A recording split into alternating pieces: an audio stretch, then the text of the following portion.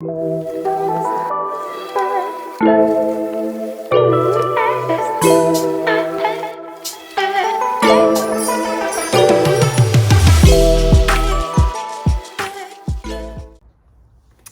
guys, welcome in. My name is Tam. I'm also known as the Enlightened Auntie, and this is another episode of the Enlightened Auntie Experience. Welcome in if you are new, and welcome back if you're returning.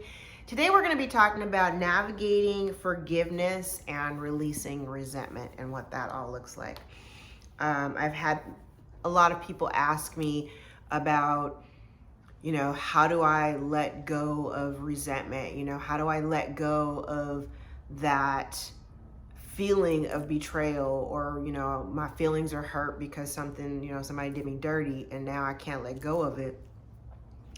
First, understanding what it was that the betrayal or whatever the circumstance was, what was the energy that it triggered? What was the response that situation triggered, and where does it come from? Where does that hurt live, and where does it originate from?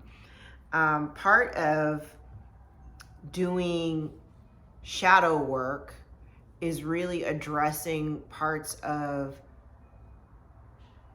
ourselves that we would rather keep buried, right? The things that we don't necessarily want to acknowledge to ourselves, let alone anybody else. The parts of us that make us kind of an ugly individual and human being, it's in everybody, right? The biggest key is really, number one, understanding what that shadow looks like, and then turning it into, or transmuting that energy and utilizing those shadow aspects of yourself for your betterment, like, to protect yourself first, versus doing it maliciously against other people. One of the things that people always, you hear a lot of times people say, you have to forgive, you're forgiving people, but you forgive for yourself and not for the other person. And I absolutely believe that to be true. Because I recognize that what you're forgiving yourself for is for your participation. Because maybe you didn't know better at the time, and if you had known better at the time, you would have recognized the signs, and you would have recognized that something was out of alignment, or something was wrong. You would have recognized that something funky was going on that you didn't quite recognize. So yeah, there's some forgiveness in that for yourself. Like, yeah, I didn't know. If I had known, I wouldn't have even gone through all of that. Stop kicking yourself over it. And a lot of times telling people, like, you have to forgive them in order to find peace. And I have seen, when I talk about forgiveness on Twitter, I see people pushing back a lot of times because, they come with these really extreme circumstances of whatever, things that they've gone through, like say with their parents, or the way that they were raised. And I've seen and read some very traumatic and traumatizing stories of abuse, and that's not to say that those things didn't actually happen and that you didn't get hurt from them and that there's no impact to your life. Absolutely, there has been. But when you recognize that 9 times out of 10 the abuser has been abused on some level. And so they inflict their abuse onto you as a means to control you, and, a number of things. And the idea of forgiving these people really triggers folks. Because no, you didn't deserve it. Whatever it was, you didn't deserve the hurt. You didn't deserve the abuse. You didn't deserve to have your feelings crushed and your heart stumbled on. You didn't deserve any of that. But it happened. And in that hurt, and ironically it's 3:33 right now on the clock while I'm recording this. And in that hurt and in those hurt feelings, you put up this big wall. And I've talked about this in previous episodes where, you will build a wall behind that fear of getting hurt or being abused and misused again. And that wall will literally keep you a prisoner in that same kind of energy, and it prevents you from really finding the happiness and the love that you really, really seek. Forgiveness for them is for you. It sets you free, right? Because when you're holding space, here's the thing, we're asked to have compassion and hold space for people. And what does holding space look like? Holding space looks like accepting people unconditionally for who they are, and accepting them where they are, not just who they are, but where they are. And as I've said, just like in the last video, it's like, you got it. Sometimes if people are here and you're like here or whatever, if you're not even in alignment and it's time to move on, you just move on and leave them where they're at. But holding space and understanding that people are who they are, right? And none of that has anything to do with you per se. And as much as we could take it personally, because yes, it is our personal feelings. Yes, you have hurt my feelings. You have done me dirty. I feel like this. I feel like that. I'm not invalidating your feelings. But when you understand that people, you can only deal with people where they're at. So if you're dealing with somebody who hasn't healed from their own trauma, yeah, they're going to be fucking traumatizing you. That's all they know, and it's up to you to have discernment and understanding. Like, these are all learning experiences. It's like, and this is not to say that, we go around, like we're manifesting, abuse into our lives. I'm totally not saying that or anything of the sort. But when it happens, and you have these lingering feelings that you cannot get rid of, and they're preventing you from moving forward, they're preventing you from having a happy life because you're so angry. You're angry. You're angry because they hurt you. You're angry because, and the thing about it is, I spent 40 years of my life, I turned 50 on Monday, April the 25th. I spent about 40 years of my life being pissed off at my biological father. 40 years. I literally spent the bulk of my life being mad at him. And when I realized, and it was literally in the moments of my very last conversation with him, when I realized in the moment that I was mad because I was looking for I wanted my daddy, I kind of classified myself as a daddy's girl. I loved my dad. But it took me a really long time to understand that he was incapable of being what I needed him to be. He was just simply incapable. Not that he didn't have the desire. He just didn't know how. And that's not his fault. And for my whole life, I was angry about it. And when I finally recognized, it takes some time. When I finally recognized that it was just not that he didn't love me. He loved me. He really did. I believe that. He just really didn't know how to be a parent or a father. And the angles that he tried with me over the course of my adult life, like we did genuinely try. But he was still very wrapped up in his own hangups and things that he had not let go of. Even then he was still pissed off at my mom for, things that had happened 40 some years ago. Like, for real, let it go. Why are you still carrying it around? I didn't want to be that way. I don't want to be that way. I don't want to be carrying around pain and heartbreak because I had an expectation for my father to, love me and hold me up on this,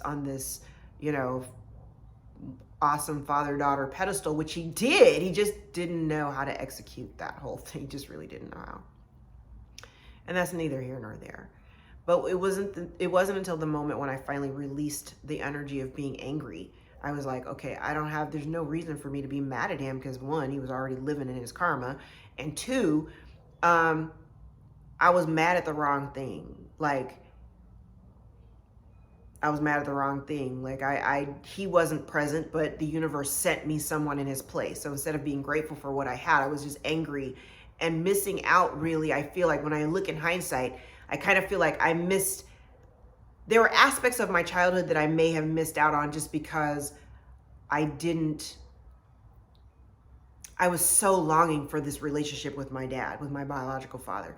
Even though I had a man who was totally in his place, totally doing all the dad things, going to the park and, literally doing all of those dad things, the daddy-daughter things. He totally did those things with me.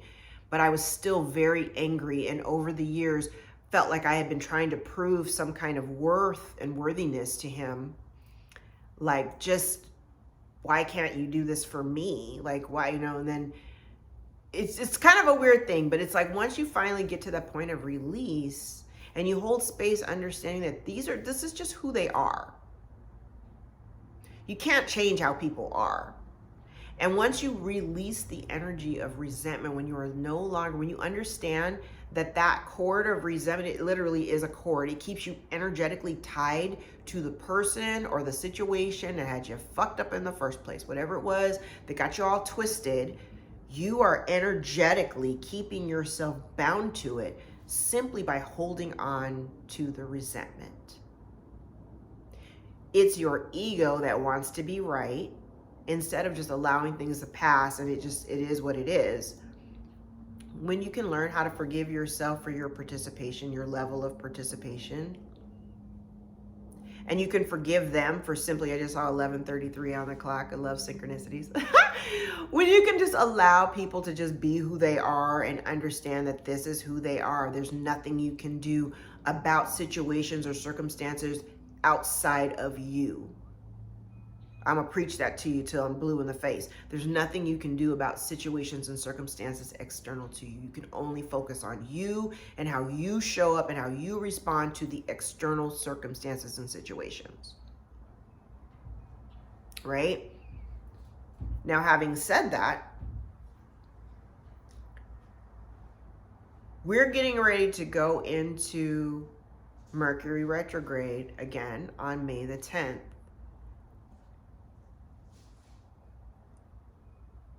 And it starts in Taurus season. I would really like to challenge you to take a really good assessment of the things that you invest your energy in and how the return on your investment really looks. Because you could spend a whole lot of unnecessary energy and time being mad at the wrong things and be completely missing out on opportunities and situations because you are so hell-bent on just being mad or just being right.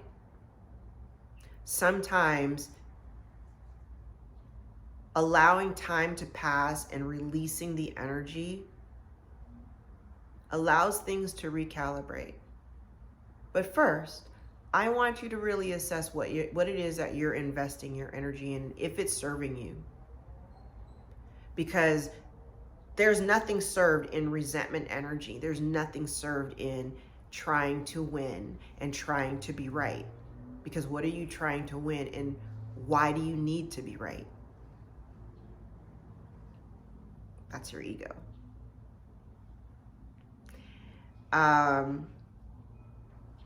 And the thing is once you are able to release that resentment energy, you also allow yourself the freedom of releasing something that kind of holds you in a really funky holding pattern, because it really does prevent you from seeing clearly the potential for a bunch of other marvelous, wonderful things that could be in your life if you just weren't holding on to this one little bitty energy, which is really a much bigger thing than a lot of people think. And resentment energy can be, even your mouth can say, yeah, I forgive you or whatever.